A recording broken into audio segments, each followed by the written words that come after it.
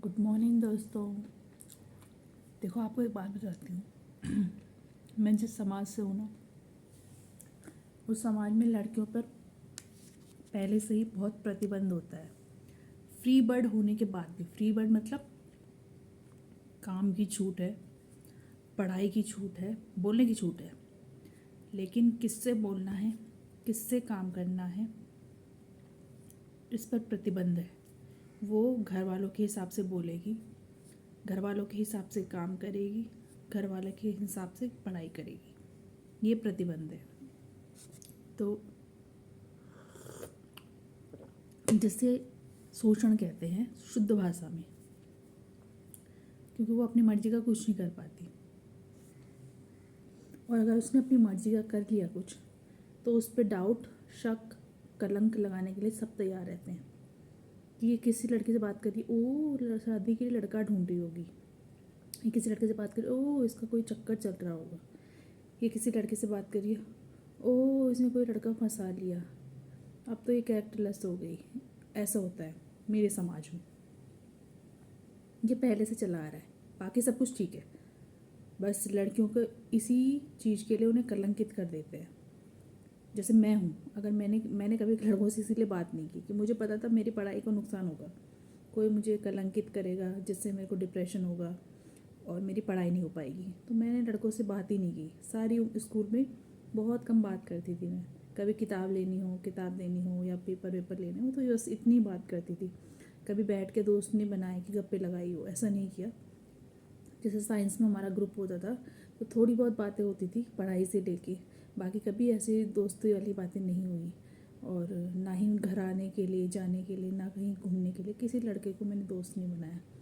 तो मतलब ऐसा रहता है हमारे समाज में, और हमारे इधर क्षेत्र में भी यही हाल है। तो ऐसा होता है, मतलब लड़कियों को कलंकित करने के लिए सब तैयार रहते हैं, इसीलिए वहाँ समाज कई चीज़ों में पीछे है, पिछड़ा हुआ है।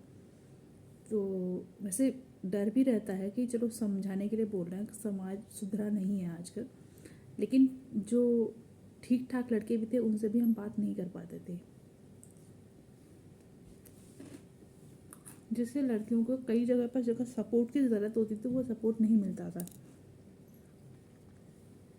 तो इसीलिए समाज पिछड़ा हुआ है कई मामलों में। ब्रॉड माइंडेड नहीं है, नेटवर्क कनेक्शन नहीं है, सपोर्ट नहीं है, अकेले खड़ा होना पड़ता है अपने लिए, अकेले लड़ना पड़ता है।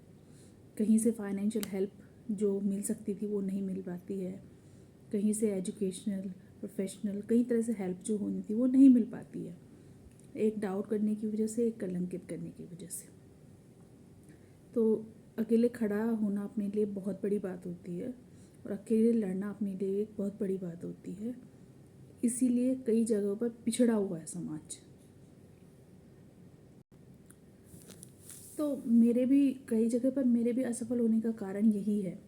अगर मैं स्कूल में थी या मैं कॉलेज में थी, मैंने किसी से हेल्प नहीं ली, पढ़ाई में भी और एग्ज़ाम टाइम में भी। बहुत कम होगी, 0.1%, 0.0%, 0.2%, जो मेरे को जब लगता था कि अब कुछ नहीं हो सकता, अब हेल्प लेनी पड़ेगी, तब मैं सोच समझ कर ही लेती थी वो भी हेल्प, और वो भी उससे जिसको मैं अच्छी तरह से जानती हूँ तब ही। तो मेरे कोई मतलब हेल्प नहीं करता था ऐसे। मेरी नेटवर्किंग कम होती थी और लड़कियों की बहुत ज़्यादा होती थी। तो ये मेरे असहाय होने का या थोड़ा पीछे होने का एक कारण भी है।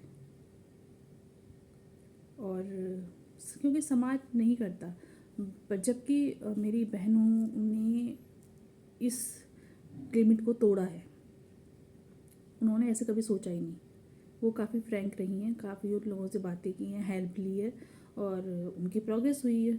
सिर्फ मेरे मेरे अंदर जो डर था, मेरे डर की वजह से मेरी प्रोग्रेस नहीं हो पाई और मैं पीछे रह गई कई मामलों में। तो मेरे साथ ये हुआ है। तो अब कोशिश करती हूँ खुलने की, क्योंकि अब जॉब भी कर ली, पढ़ाई भी कर ली अकेले अपनी हिम्मत से। तो अब लगता है कि मैं आगे कुछ कर पाऊँगी, आगे प्रोग्रेस कर पाऊँगी, अपने फ्यूचर के लिए पैसे कमा पाऊँगी अपनी मेहनत से, ना किसी की हेल्प से और ना किसी की, क्योंकि अब खुद ही किया है इतना सब कुछ, तो किसी की हेल्प के बिना तो शायद पैसे भी खुद ही कमा पाऊँ किसी की हेल्प के बिना, वही आशा करती हूँ। तो अगर आपके साथ भी ऐसा हो रहा है तो अकेले खड़े होने से कभी डरिएगा मत, अपने लिए लड़ते रहें और नॉलेज पूरी रखें, हर चीज़ की नॉलेज रखें। आजकल लड़कियां कर रही हैं ऐसा। Bye bye.